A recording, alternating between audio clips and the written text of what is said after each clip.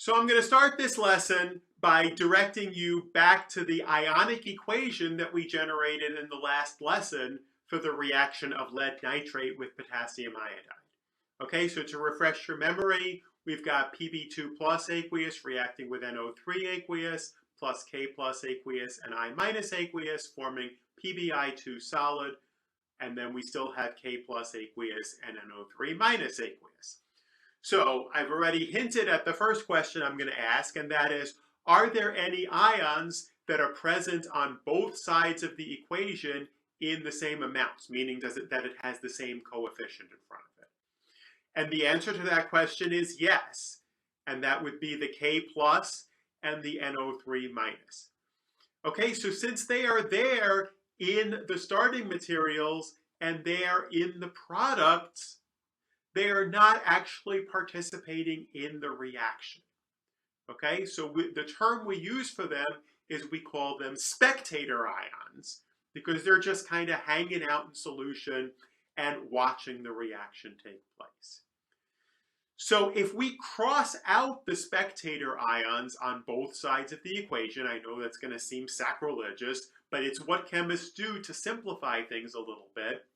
We then get what we call the net ionic equation, which includes only the chemicals that react.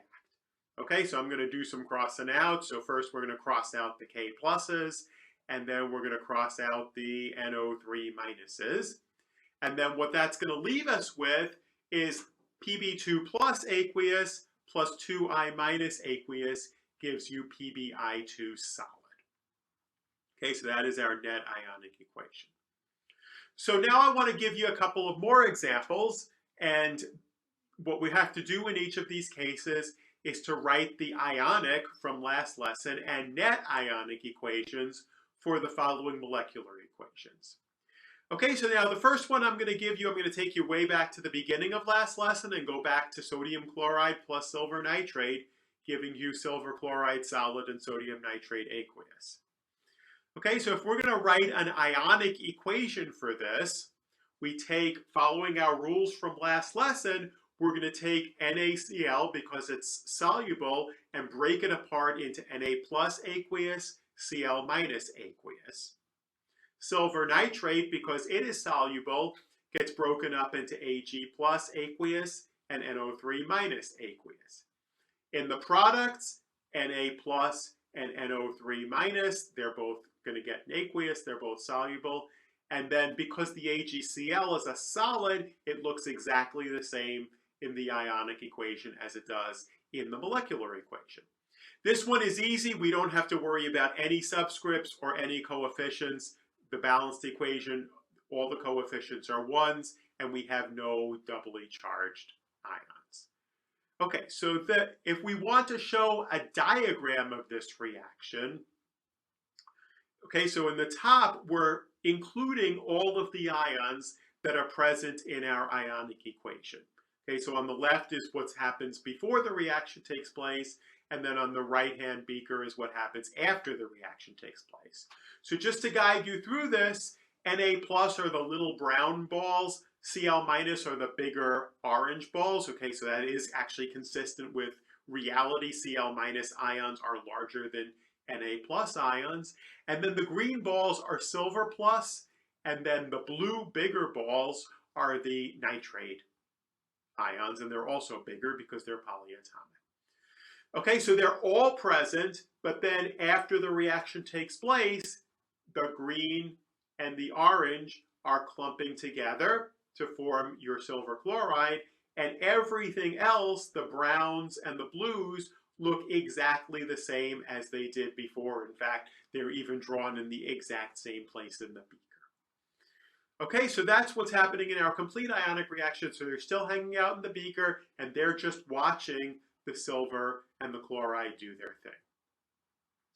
Okay, so moving to the net ionic equation, because Na plus is a spectator ion, we can cross it out. Because NO3 minus is a spectator ion, we can cross it out. And what we are left with the net ionic equation is Cl minus plus Ag plus, it doesn't matter if they're in the opposite order, gives you AgCl. And that's what's shown in the bottom set of beakers. So it's showing the actual reacting partners omitting the spectator ions. Okay, so the Ag pluses, the Cl minuses clumping together and giving you the precipitative silver chloride on the bottom. Okay, one more example. This is going to actually illustrate a pretty important point. Okay, so what if we try to do the exact same reaction, except instead of silver nitrate, we use potassium nitrate? Okay, silver chloride plus potassium nitrate, giving you, again, sodium nitrate, and this time potassium chloride. Well, in this case, and in the next lesson, we're going to understand why when we learn the solubility rules, but potassium chloride does not form a solid. Potassium chloride is still soluble, so it's going to be in solution.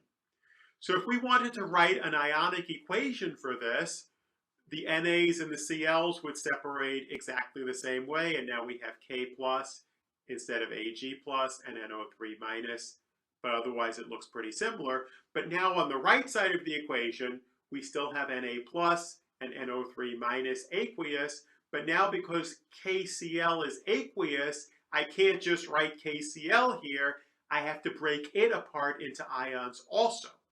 So this is going to become K plus aqueous and Cl minus aqueous. So now if I try to come up with a net ionic equation, what I have to do is cross out my spectator ions. Okay, so what are the spectator ions again? There are the things that are the present on both sides of the equation. So Na plus is still a spectator ion.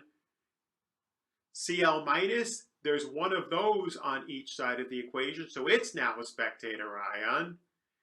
K plus, there's one of those on each side of the equation, aqueous. It's now a spectator ion. And NO3 is still a spectator ion. So I've crossed out everything. So therefore, the net ionic equation is that no reaction takes place. Okay, so this is why we look for one of the products of an exchange reaction to be a pure solid, liquid, or a gas, and that the products are not just ions in aqueous solution. Okay, because what we might have initially thought was actually a chemical reaction, because as we were drawing the molecular equation, it looked like they were swapping partners. You just still have the same set of ions in solution that you had earlier, so that means a chemical reaction is not taking place at all. Okay, so then moving on to the next lesson, as promised, we'll consider precipitation reactions in a little more detail and go over the solubility.